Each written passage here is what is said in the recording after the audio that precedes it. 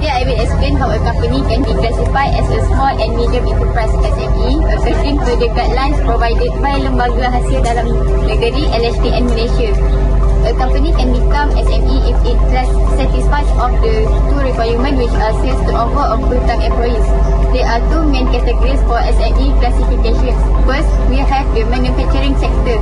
An example of the sector includes business such as spare part factories or production of physical goods. To qualify as an SME in this sector, a company must meet either one of the following criteria. The yearly sales must not exceed 50 million or the number of full-time employees must not exceed 200 people. The second category is the services sector and other industries outside of manufacturing. This includes a wide range of business such as legal firms, tourism-related business, and retail services, and many more. To be classified as an SME in this category, the company must meet either of these limits. Daily sales should not exceed 20 million or full-time employees should not exceed 75 people. Next, let me explain how business are divided into three categories based on their size, which is medium, small, and micro.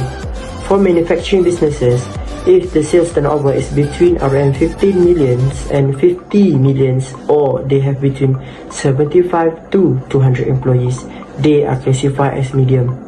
Small manufacturing businesses have a turnover between 300,000 to 15 million ringgit, or 5 to less than 75 employees. Micro businesses have sales turnover below 300,000 or fewer than 5 employees. Meanwhile, for services and other sectors, medium businesses have a turnover of 3 million to 20 million ringgit, or 30 to 75 employees. Small businesses have turnover between 300,000 and 3 million, or 5 to less than 30 employees. Micro businesses have turnover below 300,000 or fewer than 5 employees. This classification helps identify the scale of operation and is crucial for determining business support and incentive. Then, let's talk about the importance of SME company in Malaysia. First of all, the existence of SME company will create more job opportunities. Despite it being relatively small, they still need workers to support their growing business. It means they will hire more workers, which at the same time will reduce the unemployment rate in Malaysia. Next, SME company actually contributes to our economic growth significantly. In 2023, the gross domestic product (GDP) grew by 5%, contributing to 39.1% to Malaysia's economy. Lastly, the growth of SME company is actually encouraging people to be an entrepreneur, as it has a lower capital cost to start the business. The successful of SME business actually gives people ideas that it is actually worth to invest into to boost their income.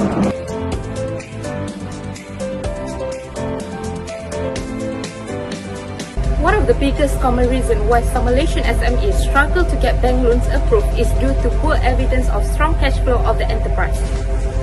When financial institutions access their businesses for financing, they look beyond profit. They dive deep into the cash flow cycle to see if the enterprise have enough liquidity to cover the expenses or repay any debt. If the business is consistently spending more than it earns, that's a red flag. This is especially common for SMEs that have to pay suppliers upfront but don't receive payment immediately from customers. That's why a strong cash management system is critical. Some of the simple steps are issue invoices promptly, follow up diligently on payments. Even a profitable business can fail without proper cash flow. In this section, I will explain how poor or insufficient credit scores can affect the business ability to get financing. When a new business starts out, it often hasn't had enough time to build a strong credit history. Because of this, banks and lenders often rely on the personal credit records of the business owner to evaluate trustworthiness when considering a loan. If the credit history is less than perfect, lenders are less likely to approve the loan. This is especially true for new business owners who haven't yet proven their financial reliability. one of the main tools lenders use is the credit report. If the credit report shows that the business or the owners has had trouble repaying past debts, for example late payment or default, the company may not be approved for a loan. This is because the lender uses this information to assess how likely the borrower is to repay the loan on time. Then, we move to our third point, which is lacks of collateral. Collateral is where a borrower offers their asset to a bank to secure a loan. In other words, if the borrower fails to pay back the loan, the bank will seize their asset to recover the loss that they experience from the borrower's inability to pay back the loan. Most of SMEs struggle to get their loan approved by the bank, since most of them, especially new SMEs, do not have any valuable asset to offer as a collateral. The excess of this collateral will put the bank at risk, as they will suffer cash loss if the company fails to pay back the loan.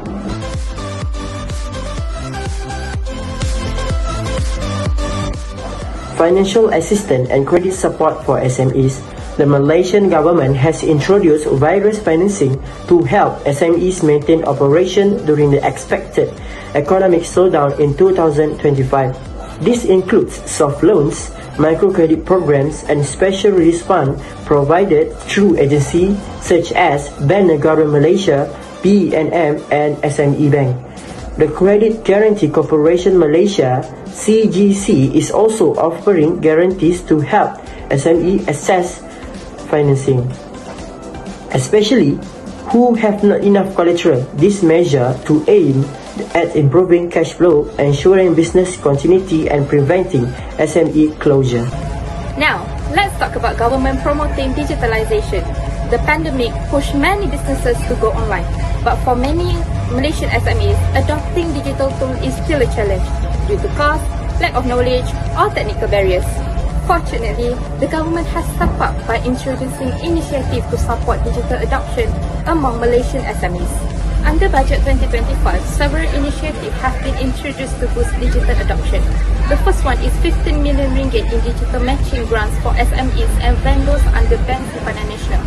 The second one is 100 million ringgit allocated over 5 years by the Malaysian Communications and Multimedia Commission to strengthen national information dissemination centers. One of the efforts by the Malaysian government to support SME is the Skills Development and Training Program. The program Latihan Madani by Ministry of Human Resources and Human Resources Corporation (HRD Corp).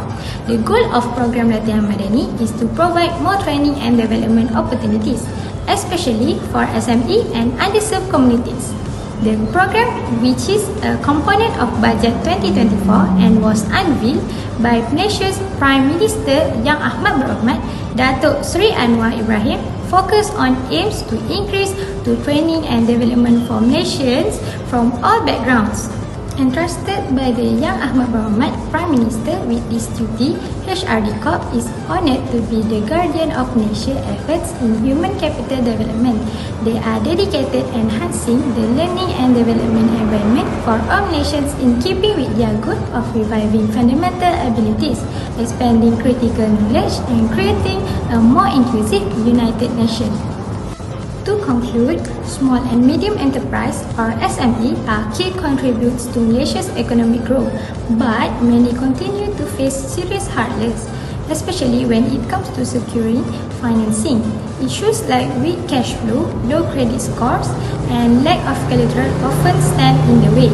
To help overcome this challenge, the government has introduced target support.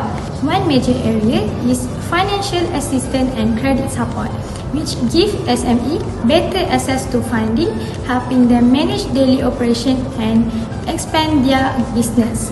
In addition, Program Latihan Madani offer valuable training and development opportunities for micro SME and underserved groups, empowering them with essential skills for long-term success.